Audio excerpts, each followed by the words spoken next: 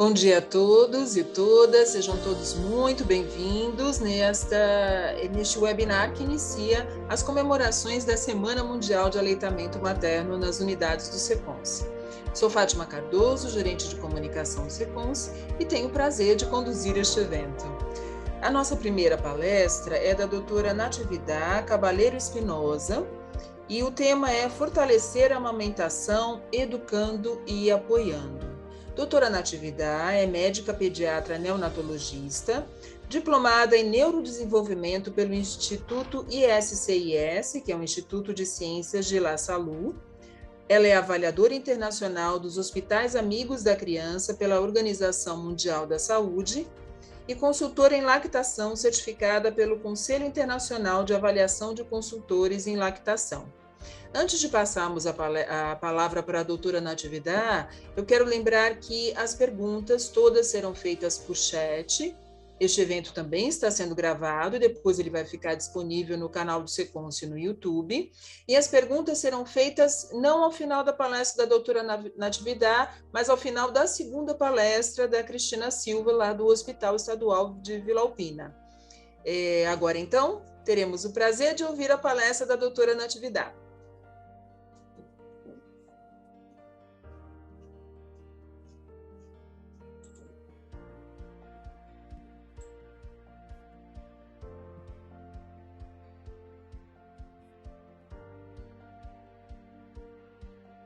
Oi.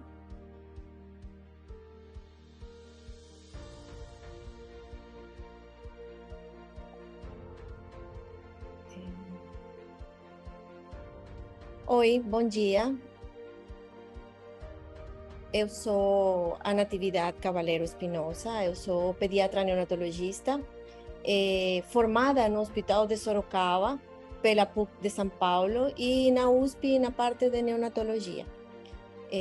Não sei se dá para escutar certinho.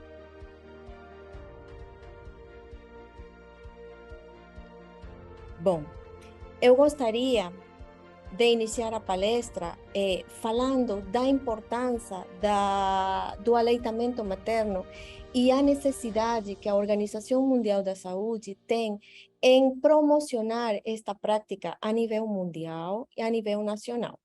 A lactância materna, ao largo do tempo, tem sido muito trabalhado o fato de que as pessoas têm medo de deixar ser a única fonte de alimentação do recém-nascido.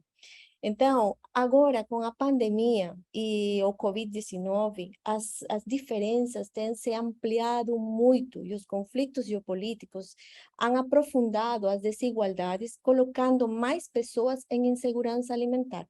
O leite materno sabemos que é perfeito e adequado, ao mesmo tempo que se a criança tem alguma situação de saúde, como a prematuridade, como ser filho de mãe diabética, como ser pequeno para a idade gestacional, o leite materno vai ser adequado às características da criança.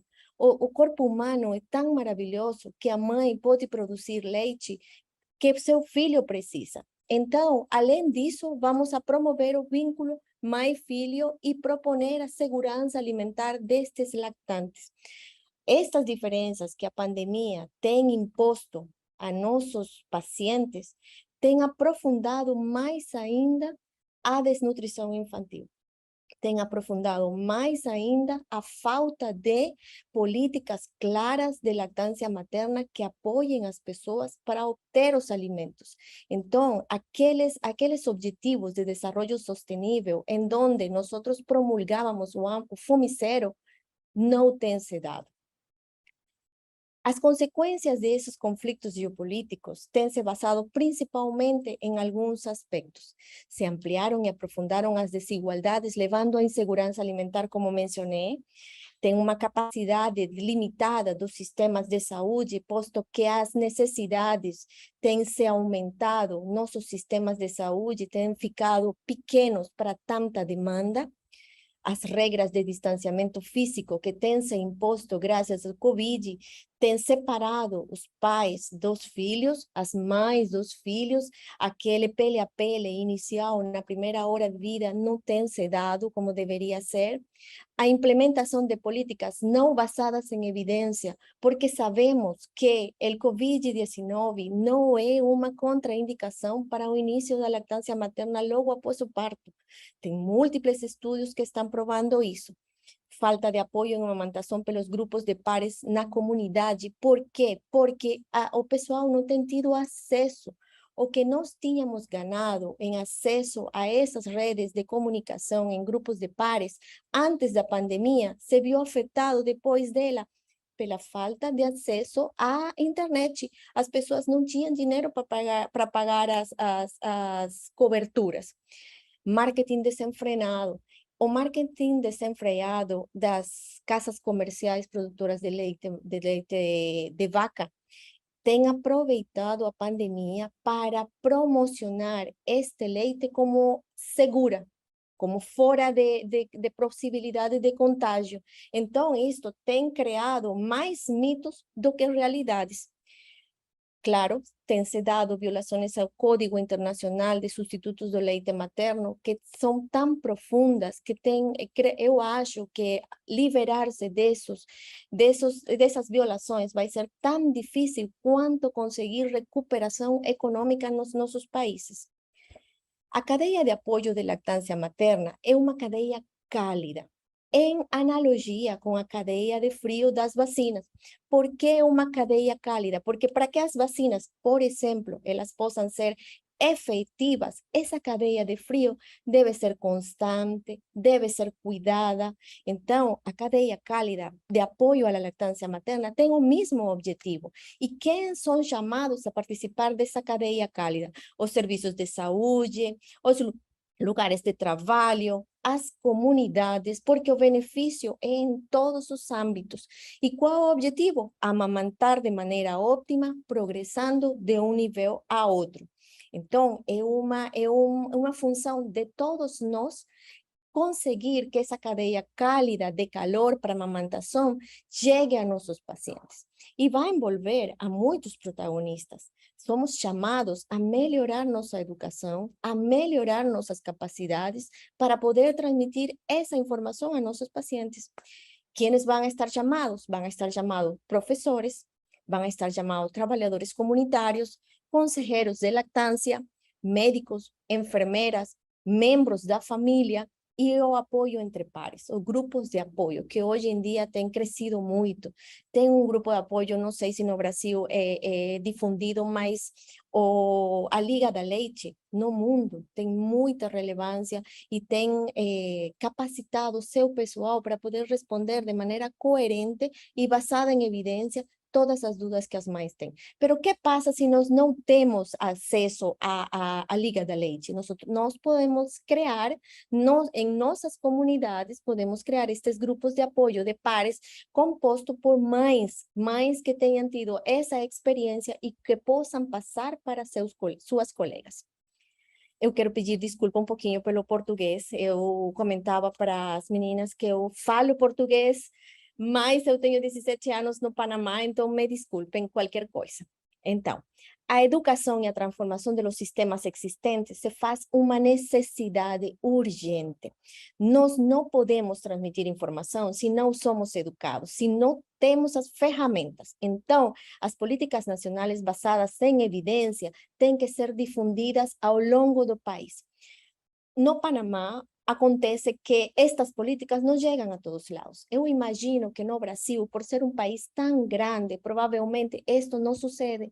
Então, nós, como provedores de saúde, médicos, enfermeiras, professores, temos influência sobre nossos pacientes, temos que nos preparar para transferir essa informação e de forma correta e prática. Então, esse ano, a Semana Mundial de Lactância Materna, que foi promulgada desde o ano 1992, em coincidência com o aniversário da Declaração de Inocente, tem como lema fortalecer a amamentação, educando e apoiando, como base para nossa prática. já desde o ano 2020, os Objetivos de Desenvolvimento Sustentável estavam muito ligados à lactância materna e estava se falando muito nisso, porque deles, por exemplo, a Fome Zero, era o nosso objetivo principal. E como a gente conseguiria isso se nós temos tantos problemas políticos, tantos problemas econômicos nos nossos países?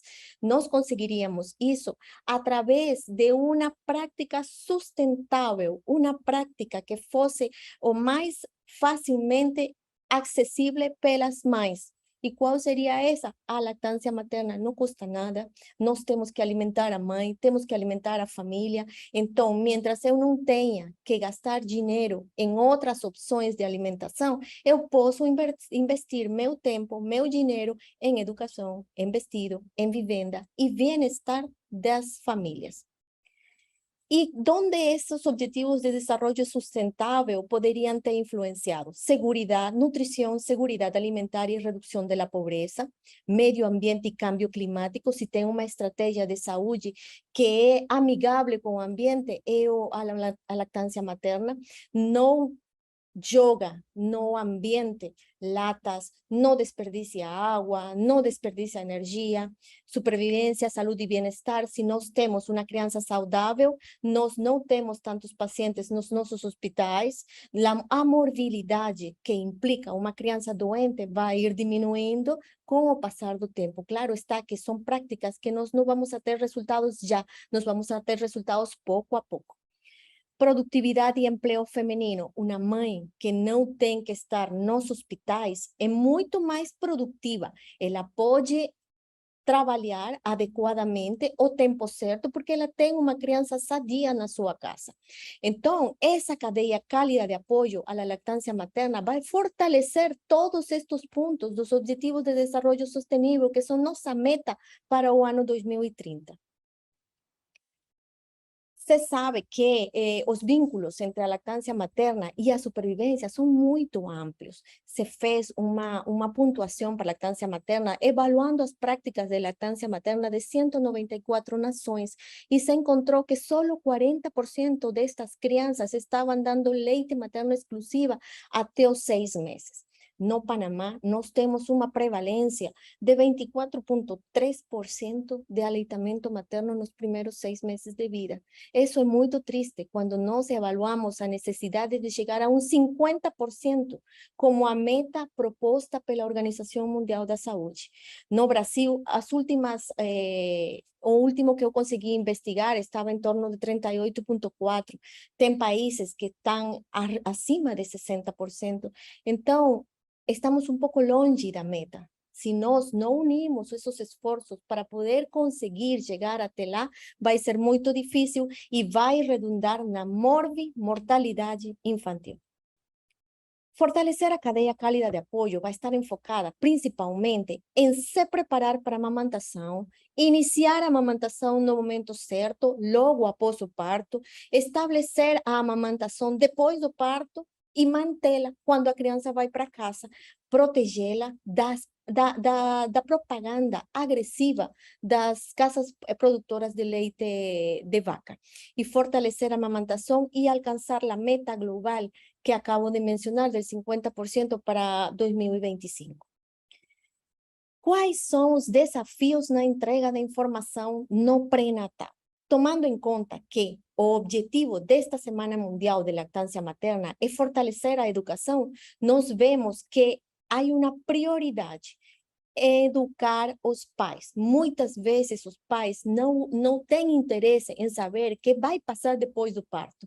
Eles estão muito preocupados nesse trabalho de parto, que todo saia bem, que a criança saia bem, mas ninguém pensa muito no aleitamento materno. Então, é importante, no controle pré-natal, estar trabalhando na necessidade do pai conhecer as vantagens para o bebê, as vantagens para a mãe, as vantagens para a família, as vantagens para a comunidade, para o Estado e para o mundo. Por quê? Porque a lactância materna é sustentável e amigável com o meio ambiente.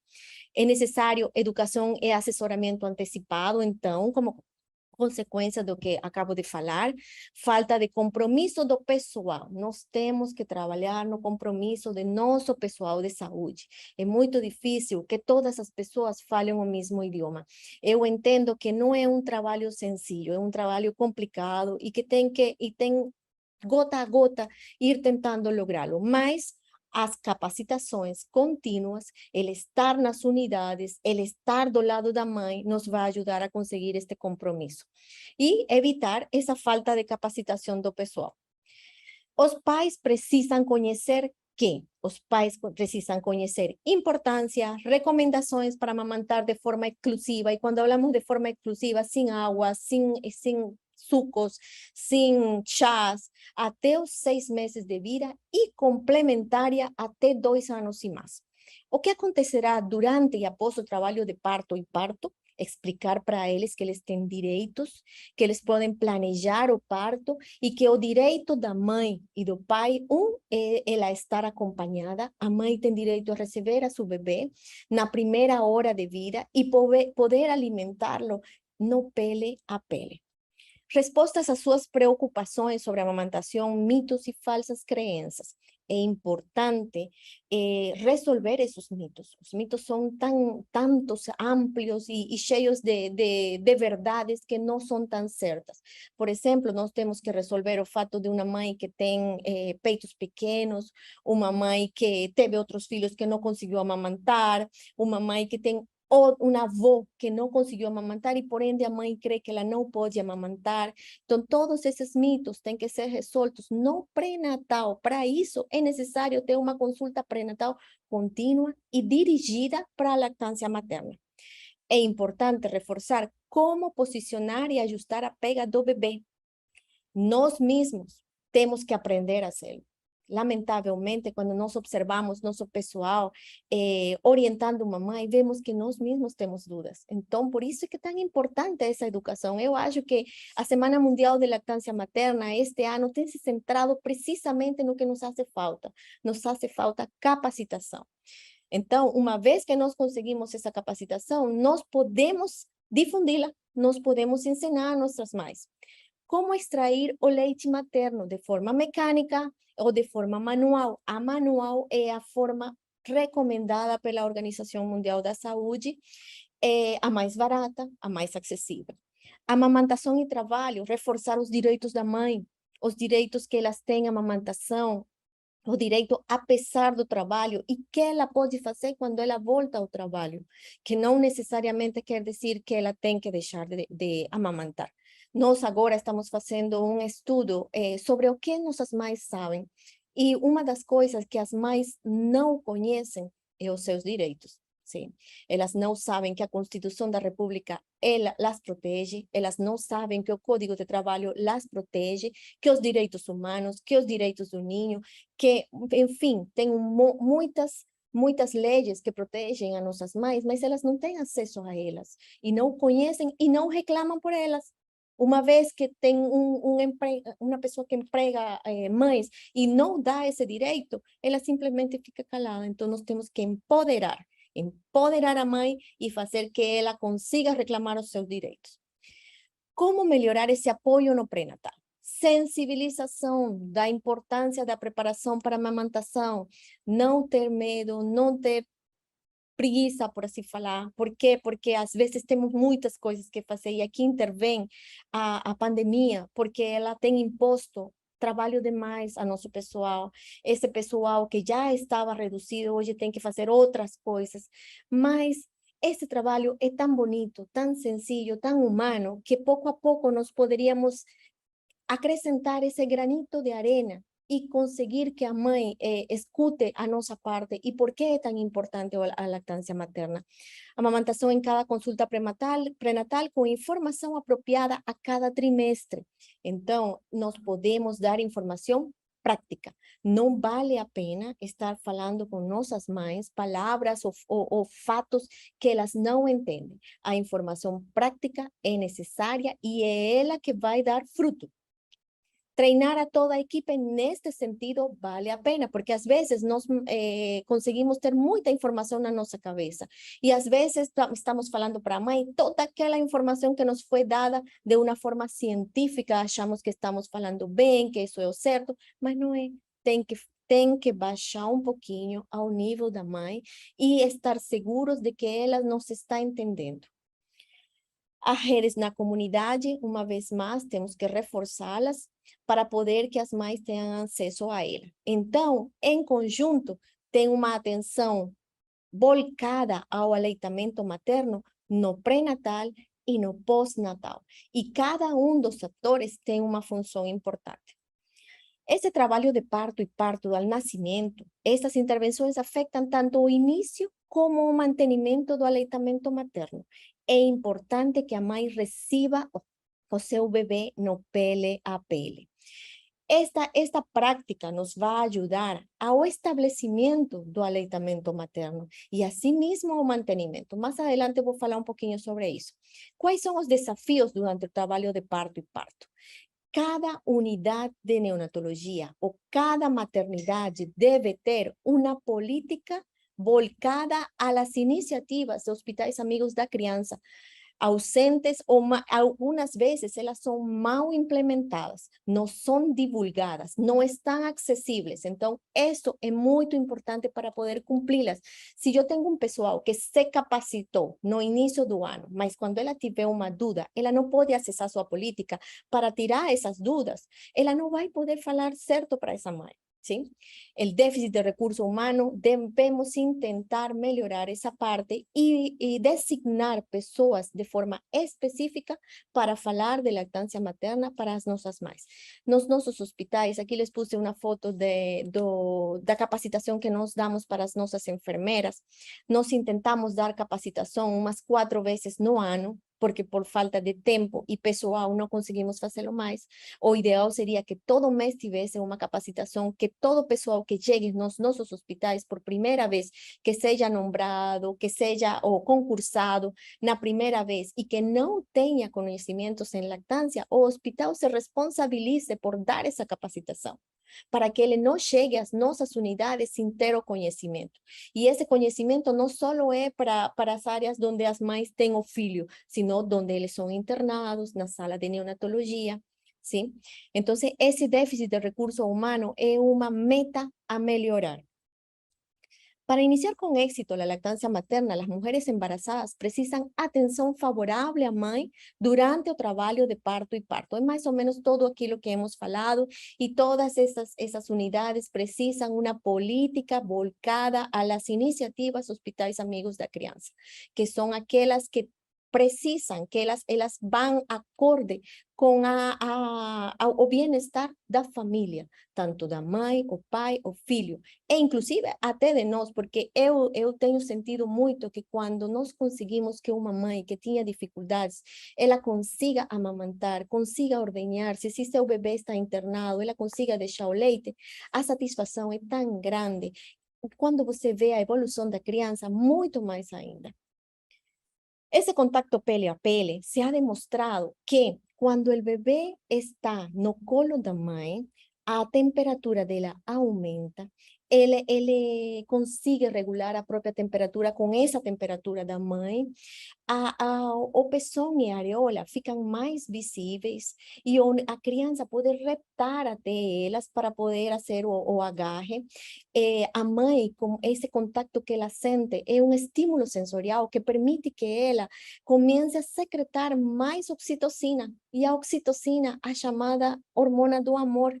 Essa oxitocina que vai fazer que ela comece a produzir mais leite. Quando o bebê consiga se pegar, ele consegue extrair aquele líquido maravilhoso que é o calostro, que é rico em imunoglobulinas, em proteínas, que vem pronto para manter a criança até que a produção seja maior.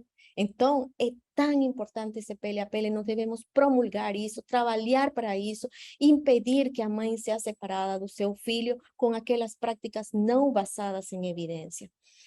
Garantizar provedores de atenção médica competentes, implementar cuidados amigáveis para a mãe, contacto pele a pele imediatamente após o parto e início temprano da lactância materna é nossa meta, nosso fim.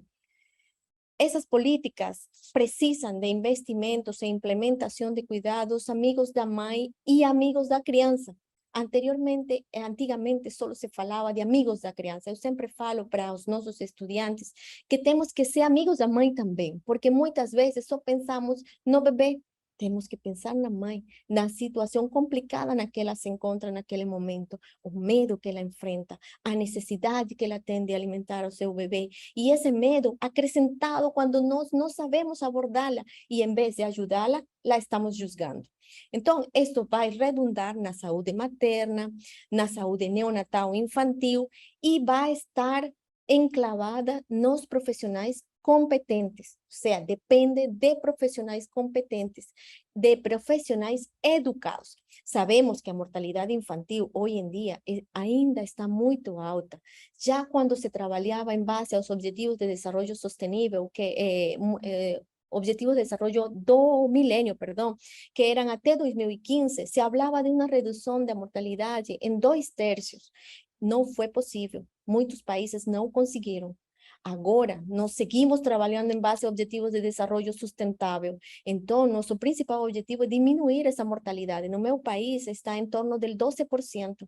E a mortalidade infantil, neonatal, perdão, que é a mais alta, com respeito a esse 12%, está em torno de 9%. Não tem melhorado. Para estabelecer uma amamentação nos primeiros dias, é importante o aconselhamento e ajuda prática com aleitamento materno nas maternidades e quando a mãe está em casa. Treinamento, dedicar o tempo necessário e orientação adequada em casa. As primeiras 6 semanas após o nascimento são muito importantes. Por quê? Porque se eu conseguir que essa criança se pegasse ao peito, no pele a pele, imediatamente após o parto, eu devo manter a lactância materna logo após ela chega em casa. E como eu vou conseguir isso? Com os grupos de pares. Esses grupos vão nos ajudar a estar liberando ou estar falando com a mãe sobre esses mitos que ela possa ter quando ela chega em casa. Além do que, em cada consulta com seu provedor de saúde, ela deve ser orientada em lactância materna. E nosso pessoal, uma vez mais, já falamos de que no pré-natal, no parto e agora no pós-parto, o nosso pessoal deve ser treinado. Devem ser treinadas parteiras, profissionais de saúde, consultores de lactância e agentes comunitários. Então, nós vamos vendo que em todas as etapas do nascimento da criança, tem que ter o pessoal treinado, não é o mesmo pessoal. Então, o pessoal que trabalha na sessão de parto é o pessoal que trabalha no pré-natal, o pessoal que trabalha nas unidades de pediatria, são diferentes. Então, todos têm que estar treinados, todos têm que falar o mesmo idioma, porque a educação é o ponto clave do êxito da lactância materna como alimento natural e correto. Estos cuidados contínuos, a taxas de aleitamento materno exclusivo e amamentação continuada podem cair significativamente após o período pós-natal. É por isso que o cuidado contínuo é tão importante. Quais são os desafios? Há uma falta de conscientização entre prestadores de cuidados de saúde, falta de apoio da família, então a educação também se estende à família, ou seja, quando a criança vai na consulta pediátrica, nós temos que falar com todo mundo. Às vezes eu escuto colegas que falam, não, eu não converso com a avó, porque a avó ela tem muitos mitos. Tem que conversar com essa avó, porque essa avó vai apoiar essa mãe. Ela vai apoiá-la no cuidado da criança. E se ela não sabe o que é melhor para essa criança, ela não vai fazer. Ela vai tentar oferecer fórmula adaptada porque ela não sabe quais são os benefícios de que sua filha esteja se ordenhando, esteja deixando leite para a criança. Falta de apoio da família é uma coisa que nós temos que trabalhar muito também. As licenças de maternidade e para os pais. Essas licenças é importante que todas as instituições, sejam públicas ou privadas, elas possam oferecer essa licença, porque ela permite que se mantenha, se estabeleça a lactância. E quando ela volte ao trabalho, não seja tão difícil. Os locais de trabalho devem ter uma área específica para a ordenha, para guardar o leite e poder levar a casa quando ela sair do trabalho. Falta de conhecimento nessas instituições onde nós não temos estas áreas específicas para a ordenha da mãe trabalhadora, é importante ir e educar. E no meu país é importante relembrar a lei, porque a lei é clara. É necessário, onde tem mais de 20 pessoas, 20 mulheres em idade fértil, que elas tenham uma área específica para a ordenha, uma área que seja limpa, uma área que lhe permita lavar-se as mãos, que lhe permita guardar o leite e congelá-lo. Como melhorar o apoio durante os cuidados contínuos? Volvemos às mesmas. Parece repetitivo, mas eu acho que é muito necessário reforçar isso. Aconselhamento sobre a amamentação, incentivo dessas mães. Nós não podemos estar julgando-las, nós temos que ser colegas quando temos uma companheira que está dando peito e que precisa do tempo para se ordenhar. Os pais, o país deve ser parceiro, precisam cumprir o seu papel, apoiar e encorajar a mãe, consultores de amamentação e grupos de apoio de pares e a licença de maternidade que deve ser respeitada em todo momento. Circunstâncias especiais. Bem, aqui temos as circunstâncias que dentro das unidades têm ocasionado que o leite materno seja suspendido. Sim? A prematuridade, pacientes que ingressam na unidade de cuidados intensivos, que estão intubados, que estão recebendo medicação, que têm algum problema grave, essas crianças ficam sem alimentação. É importante iniciar o estímulo na mãe. Aquela mãe que ficou na maternidade, mientras seu filho foi separado para uma unidade de terapia intensiva, temos que ir lá e ajudá-la a começar esse estímulo. Massagens, alimentação, tentar tranquilizá-la, que ela sepa como está seu filho, para que a produção inicie. Uma vez iniciada a produção, que comece a ordenha e vai guardando aquele leite nos bancos de leite para poder oferecer à mãe. Um recém-nascido pequeno para a idade gestacional, estes recém-nascidos, eles podem apresentar hipoglicemias, mas não é a regra. Não é sempre dessa forma. Nós podemos evitá-lo ordenhando a mãe de forma temprana e oferecendo o calostro. E monitorando esta criança, e não necessariamente suspendendo o leite materno, nem separando a mãe do filho. O filho de mãe diabética é a mesma circunstância, o bebê com risco de hipoglicemia, podemos falar que os 3 grupos são riscos de hipoglicemia, prematuridade, recém-nascido pequeno para a idade gestacional e filho de mãe diabética. Separação do bebê da mãe. A separação do bebê da mãe deve ser unicamente nos casos imprescindíveis. A mãe não está bem, a mãe foi internada nas unidades de terapia intensiva, o bebê não está bem, está necessitando ajuda, então, nesses casos, nós separamos a mãe do bebê.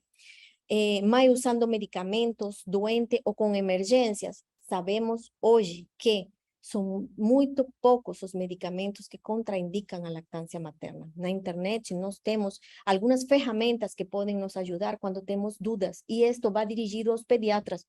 Se temos uma dúvida, a primeira opção não é iniciar fórmulas adaptadas. A primeira opção é, eu vou buscar informação, eu vou tentar ver se esse medicamento que a mãe está tomando realmente passa ao leite, ou se tem opções de câmbio, que também seria outra possibilidade. Se esse medicamento contraindica a lactância, eu posso cambiar o medicamento que tenha os mesmos efeitos. Então, há muitas opções. E, geralmente, eu, particularmente, na minha prática, eu tento conversar com os médicos das mães.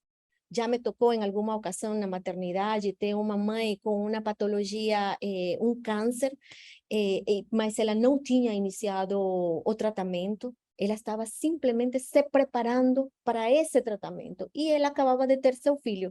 Imediatamente, quando ela falou isso na maternidade, suspenderam a lactância materna, mas o medicamento não contraindicava. Então, tocou falar com o ginecologista, explicar para ele, mostrar a evidência científica, e com isso foi suficiente. Como melhorar o apoio durante as circunstâncias especiais? Alimentação infantil em emergências, apoio em amamentação e gerenciamento das doações de substitutos do leite materno. Eu entendo, e não posso ser sincera, eu não sou fanática, mas quando é necessário e não tem opção, não tem leite de banco, não tem leite ordenhada e temos que alimentar o bebê, usar as fórmulas que estão no mercado de acordo à indicação que a criança precisa. Mas essas doações que as casas comerciais oferecem para os nossos hospitais devem ser gerenciadas pelo Departamento de Nutrição. Não podem ser gerenciadas pelo pediatra nem pelo pessoal das salas, porque senão isso vai se convertir em um mecanismo para violações ao Código Internacional de Comercialização de Sucedâneos do Leite Materno. Esse apoio vamos a melhorá-lo em circunstâncias especiais através dos bancos de leite humana, o método canguro e a relactação. Eu sei que no Brasil, os bancos de leite humana é o país que mais bancos de leite humana tem. E essa é a meta de muitos países latino-americanos como o meu. Estamos tentando abrir nosso segundo banco de leite. Apenas temos um, e é um banco de leite que é dirigido ao pessoal que tem seguro de saúde. Nosso pessoal que não tem seguro de saúde, que não tem assistência social, não tem acesso a um banco de leite. Então, nós estamos trabalhando muito para tentar conseguir isso, porque sabemos que é muito necessário. O método canguro, que o método canguro, como já falei sobre o PLPL, é uma continuidade desse PLPL. Regulação de temperatura, regulação de frequência cardíaca, essa diminuição dessa distância mãe-filho, há um maior apego entre eles. E a relactação naqueles casos em que as mães foram separadas dos seus filhos e que estiveram muito tempo longe deles, em esses casos nós temos que conversar com elas, ver as opções, tentar ajudá-las e muitas vezes dá para conseguir relactar. Bom, na realidade eu acho que a cadeia cálida de apoio é uma experiência de vida e que a base do êxito desta cadeia cálida de apoio é que nós criamos nela. Nós, como seres humanos, estamos claros em que é o melhor alimento para o bebê. Então, nós temos que passar isso para os nossos filhos, para nossas irmãs, para nossos vizinhos. Eu tenho uma experiência maravilhosa porque minha filha nasceu no Brasil, que é a primeira foto que eu mostro aqui. Ela se chama Amanda, ela tomou leite materno durante 2 anos e meio. A minha filha menor, ela tomou por 1 ano e meio. A minha mãe tomou leite materno por 2 anos. A minha irmã, que está nessa foto, tomou leite materno por 4 anos. Então, é maravilhoso a experiência de vida que te permita entender qual é a finalidade disso. E como o amor e a parte científica consegue melhorar a saúde das crianças. Então, também nós temos que trabalhar na educação dos nossos médicos. Eu trabalho numa unidade de neonatologia que tem no redor de 140 leitos. Deles tem 3 unidades de terapia intensiva e nós temos um grupo de residentes, são 7 residentes ou fellows de neonatologia. E eu posso falar com muito prazer que hoje nós temos conseguido dar para eles um módulo de lactância. Esse módulo de lactância, ele é a base de educação em anatomia, fisiologia, patologias da mãe, patologias do bebê, quando sim, quando não, medicamentos. Então, eu tenho muita esperança em que esses 7 residentes de neonatologia, quando eles saiam da residência, eles farão a diferença. ¿Por quê? Porque eles estão educados em lactância, porque eles conhecem as verdadeiras consequências de retirar o leite. Então, é uma mensagem que eu queria falar para vocês, sobretudo nesta semana, que educar é a base da Semana Mundial de Lactância Materna, muito acertado e muito real neste momento em que ainda estamos nos recuperando de uma pandemia que levou à morte de muitas pessoas. Então, eu agradeço a invitação e qualquer coisa, estamos aqui para as perguntas. Muito obrigada, doutora Natividad, nós que agradecemos, nossa palestrante internacional, falando diretamente do Panamá, muito obrigada mesmo. E eu vi que um dos itens importantes que a senhora enfatizou bastante na sua apresentação é a capacitação das equipes para orientar as mães, para fazer a pega correta, para não desistir de amamentar seus bebês, e exatamente este é o tema da nossa próxima palestra, que será ministrada por Cristina Santos da Silva. O tema são as boas práticas do Secons OSS para apoio e educação à amamentação. Então, a sua apresentação realmente está totalmente em sintonia com a nossa próxima palestrante. Cristina é fonoaudióloga, é supervisora do setor de fonoaudiologia do Hospital Estadual Vila Alpina, o EVA, presidente do Comitê de Aleitamento Materno do Hospital do Vila Alpina, tutora do método Canguru e capacitadora de manejo clínico de aleitamento materno e aconselhamento. Com a palavra, então, Cristina Santos Silva, e só lembrando que as perguntas são feitas pelo chat e que serão passadas às nossas palestrantes ao final agora da segunda palestra de Cristina Silva.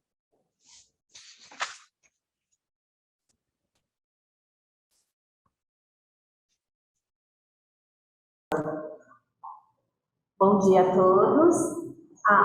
O compartilhamento está correta? Está a tela cheia? Sim, perfeito, Cristina. Então, primeiro, muito obrigada, por mais uma semana. Fico muito feliz de poder compartilhar com todas as unidades.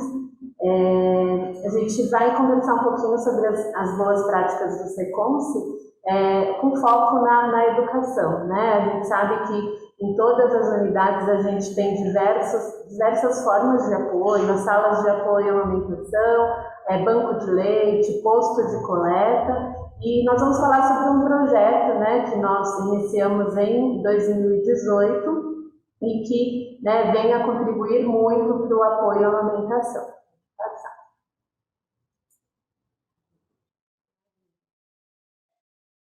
Então, para introduzir o assunto, né, como é de conhecimento de todos que já participaram do processo, que, né, estão em um hospital amigo da criança, a gente sabe que um dos nossos, né, da nossa responsabilidade é cumprir com o segundo passo para o sucesso do aleitamento materno. Então, a gente tem que garantir, né, que os funcionários tenham conhecimento suficiente para que eles consigam, né, auxiliar, consigam apoiar, promover e proteger a amamentação.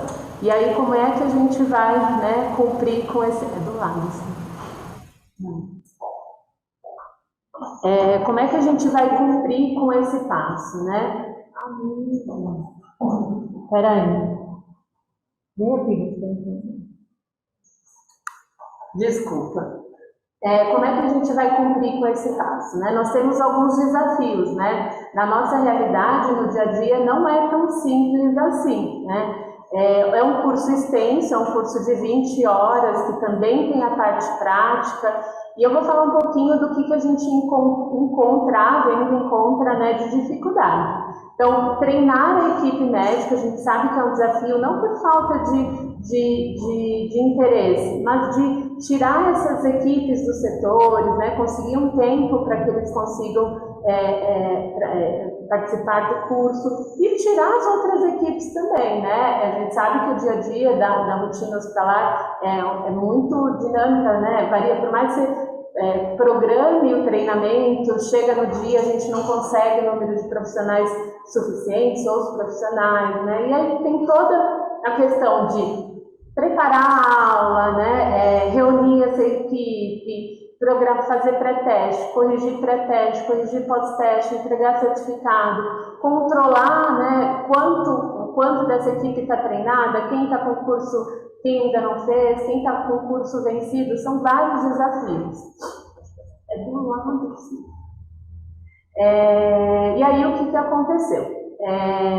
A equipe do HGIS fez contato com a doutora Norma, do IETAC, né?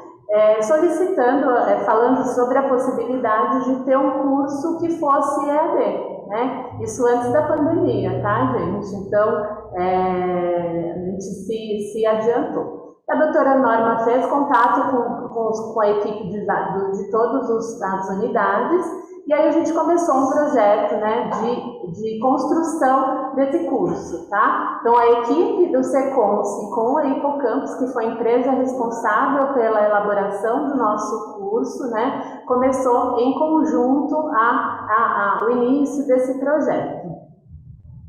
E, assim, bem bacana, porque a gente, antes da pandemia, né, a gente tinha os cursos EADs que a gente não tinha muita adesão, e eu não fazia ideia, né, acredito que os colegas também não faziam ideia de como que era produzir um curso EAD. E dá muito trabalho, né, quando a gente vê o curso pronto, né, quando a gente está fazendo o curso, a gente não imagina como que foi o processo. Então, todo mundo encaminhou o material por e-mail, a empresa fez uma análise, né, juntou tudo, e foram várias reuniões, né, então vários profissionais de diversas áreas, né,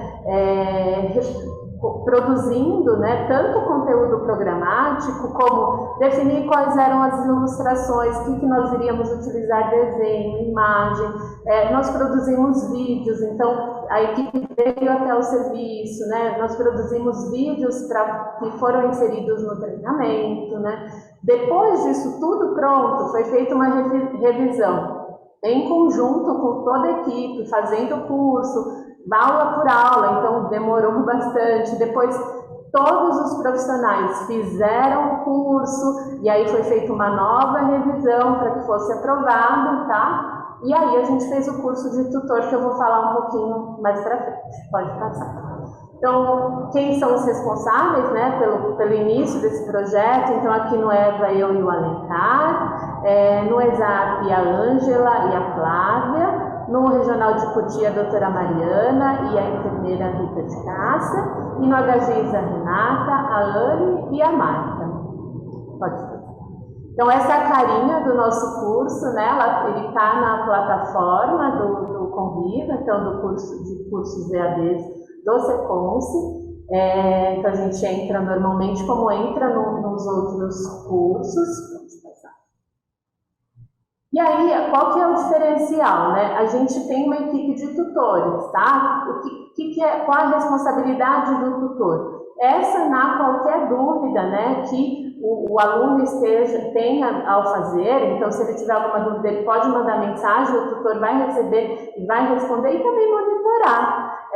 Eu vejo que um colaborador começou o curso, a gente estabelece 30 dias mais ou menos para finalizar, e aí eu vejo que ele parou, que ele fez 10% do curso e não continuou. Então eu posso mandar mensagem, eu posso pessoalmente, né, falar com esse colaborador, eu consigo ver como que está a efetividade, né, com o quanto ele está aproveitando, né. A gente tem as questões a cada final de aula, então o tutor ele vai interagir com o aluno, tá? E eu também consigo monitorar quem concluiu o curso, quem não, a gente vai ver mais para frente. Então, aqui no Vila Alpina, nós temos no momento de tutor o Alencar, a Yandra e a doutora Cíntia.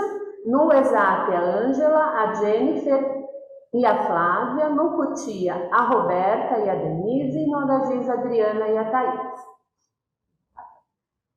Então, esse é o início do nosso curso. Então, cada tópico, né, é destrinchado. Então, a gente tem a primeira aula e aí a gente segue o currículo do Ministério da Saúde. A gente não mudou, pode passar.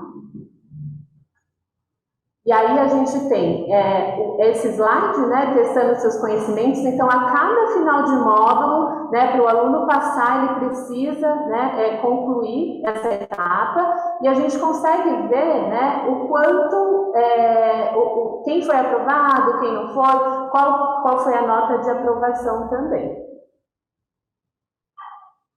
Bom, a gente tem o curso EAD, que é uma ferramenta maravilhosa, veio só para somar, mas a gente não pode esquecer que tem a parte prática, né? A gente está falando de assistência, a gente está falando de apoiar a alimentação, e não tem como a gente, né, oferecer a parte teórica e não oferecer a prática. Então, eu vou falar de um desafio que a gente tem aqui no Vila Alpina, que a gente consegue treinar um número maior de funcionários da parte teórica, mas a gente ainda está, né, com dificuldade em relação à prática de suprir, né, a prática para todos os colaboradores que fizeram o treinamento. Os colaboradores que prestam assistência direta ao binômio é mais fácil porque eles estão nas unidades, então a gente consegue no dia a dia fazer esse treinamento, né? Nossa dificuldade são com os profissionais que estão às vezes no centro cirúrgico, né? Que não estão diretamente ou no alojamento ou na unidade neonatal. Então eu trouxe um pensamento para a gente, né, para todo mundo se atentar o quanto isso é importante, pode passar. Lembrar que dentro de um hospital da criança, quando a gente fala de treinamento, não é só o curso de 20 horas, a gente precisa estar em constante, né, busca, porque a gente detecta, às vezes, em determinados setores, uma fragilidade maior em algum passo, né, em uma assistência na amamentação, e a gente vai trabalhar com esses colaboradores. Então, eu trouxe um exemplo, né, de uma roda de conversa que a gente teve na unidade neonatal sobre o uso do leite extraído, leite ordenhado, né? A gente tem muito funcionário novo, tem um turnover muito grande. Então, todos os colaboradores, quando são admitidos, eles já são inscritos. Os colaboradores que prestam assistência ao binômio já são inscritos, né? Mas a gente precisa fazer essa troca, que muitas vezes não dá para se resolver por chat no curso EAD, tá? Então, só para mostrar o número de treinados, se não, a gente teve uma divergência aqui no web, porque não contou os colaboradores PJ. Então, isso é só um exemplo, se alguma unidade identificar que não está correto, depois a gente, né, corrige. Então, a gente tem já 140 colaboradores treinados no EVA, 134 no ESAP, 231 no HG, 228 no TIA e 8 no THS. Trouxe mais uma reflexão para vocês, né? A gente está falando de tecnologia, então, tecnologia é o sistema através do qual a sociedade satisfaz as necessidades dos seus conhecimentos, né? Então, tecnologia, ela está extremamente ligada à inovação, né? Então, o que é inovar? É criar algo novo, é introduzir novidade, renovar, recriar. Foi o que nós fizemos, né? A gente sabe que com a pandemia, o EAD veio com muita força, mas nós, né, nos antecipamos. A gente não sabia ainda que ia ter a pandemia. Então, quando a gente fala de número de colaboradores treinados, eu acredito que a gente ainda não conseguiu treinar mais. Eu posso falar um pouco, né, da nossa experiência, porque a gente, na pandemia, a gente teve uma demanda de trabalho muito alta, né? Acho que todo mundo ficou sobrecarregado. Então, agora nós estamos num ano, apesar de ainda estar vivendo a pandemia, nós estamos num ano de retomar essas questões, né?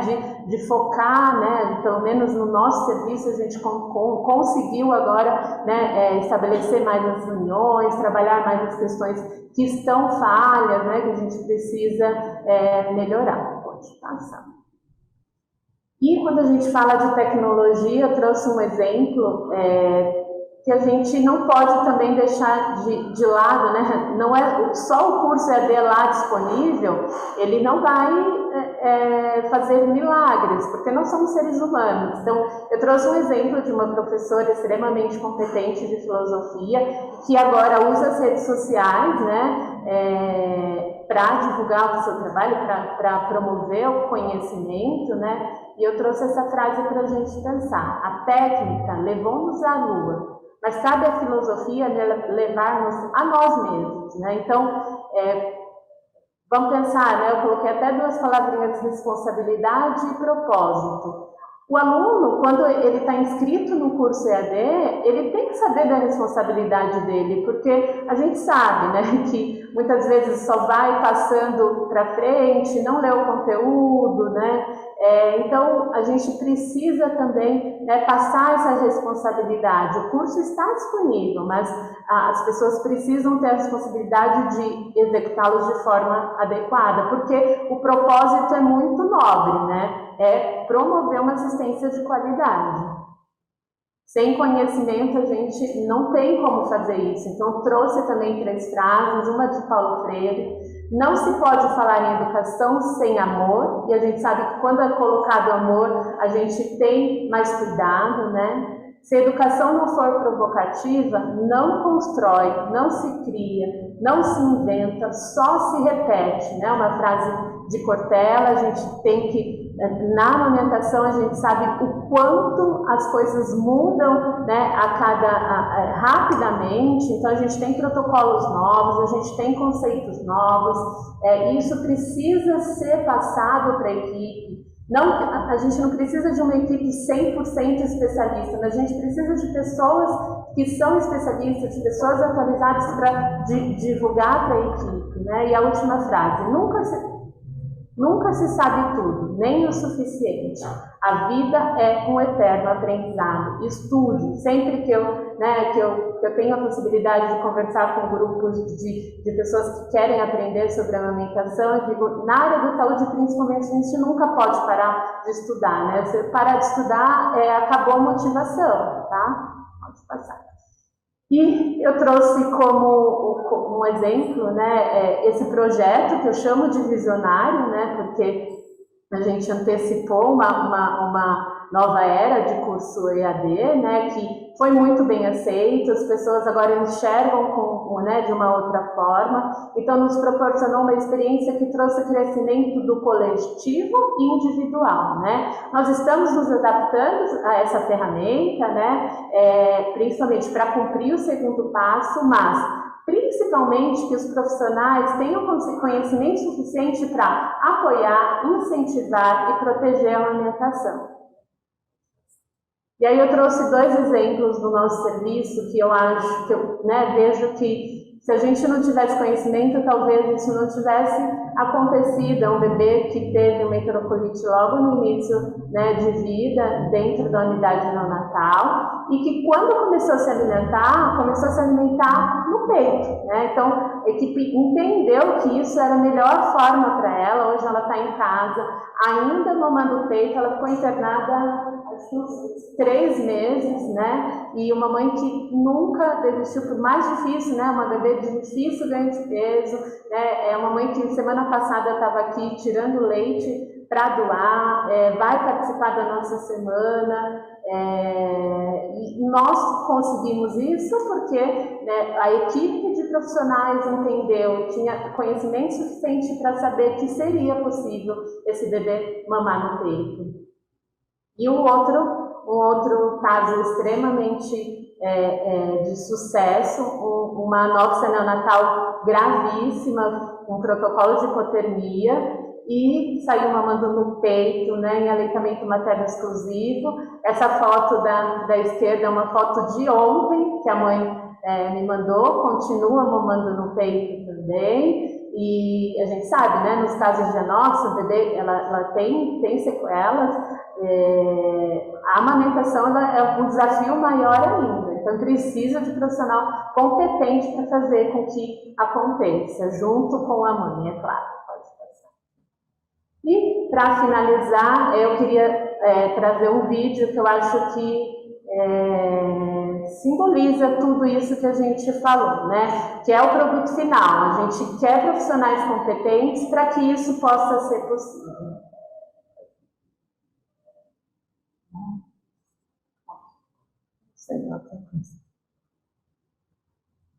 Não foi, né?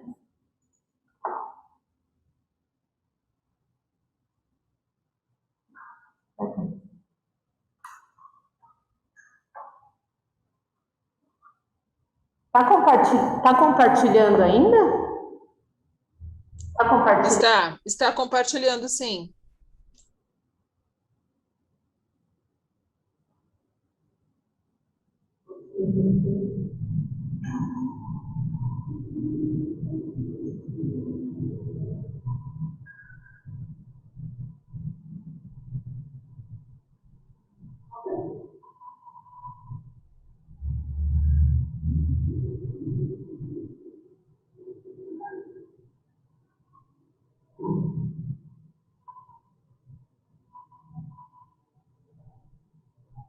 Bom, era isso.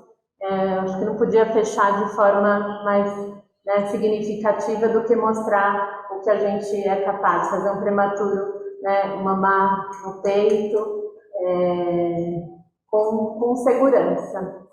Obrigada pela atenção de todos.